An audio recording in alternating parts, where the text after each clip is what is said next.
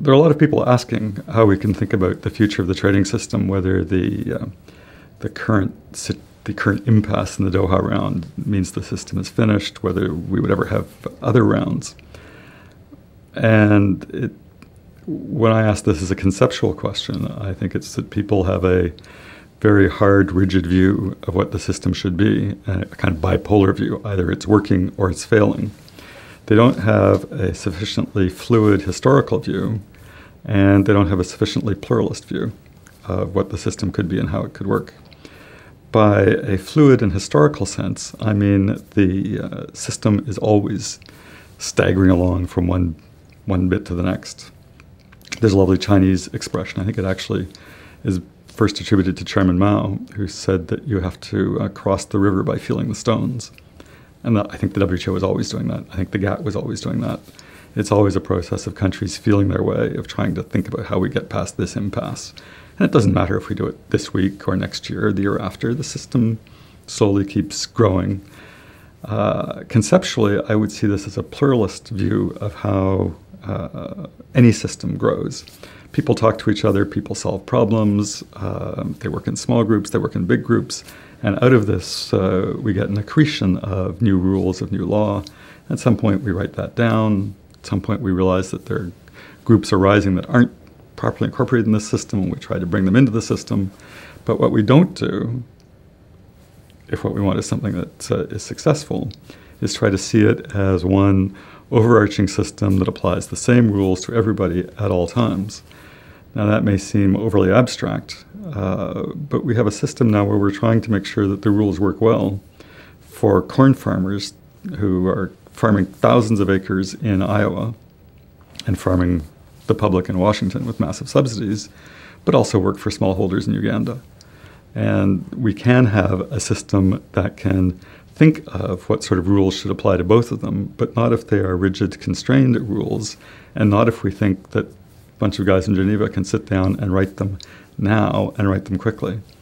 So I guess what I'm saying is I'm more relaxed than some people might be about the current state of the trading system, because we will get past the impasse we're in now, we will get past other impasses, and the real thing is to try to think of rules that will work well for people in a variety of different circumstances, and yet have some kind of basis for people understanding themselves in the same framework. Does it matter that this round is stalled? Does it matter that if they don't reach agreement in the next few weeks, it could die for months or years? I think the answer is no. The system as it exists isn't going to go away tomorrow. And the system is not merely a few bureaucrats in Geneva, a few judges in the dispute settlement system. It is the last 60 years of people elaborating a system of law and internalizing that system of trade law in the work of officials in all the member countries. So we have a system now where anybody who's involved in the regulation of international trade thinks in WTO terms. They think about what's appropriate, what's legitimate. They think about the most favored nation rule. They think about non-discrimination. It's how we think about trade. And if we don't do a deal this week or next year, it doesn't matter. That's not going to go away anytime soon. And indeed, if you think about the rise of China, the economic importance of China, the explosion of China into the world economy has been going on for basically 30 years now. 1978 was the big opening from Deng Xiaoping.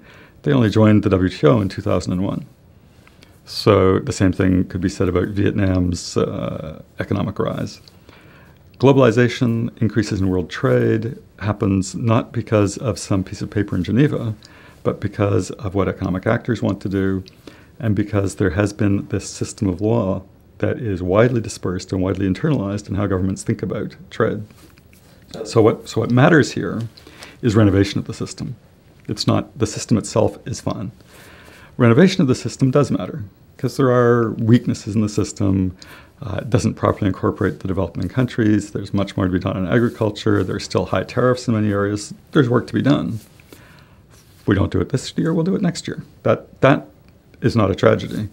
There's a more technical political aspect to it, which is that after years of work on this round, it's almost ready to be done. There are some weird obstacles that would explain why it's not being concluded. If it doesn't get concluded, I think if the real breakthrough doesn't come in the next couple of months, then it'll take another 5 years, because all the work that's been done will be collapsed. All the key negotiators will go on to other things.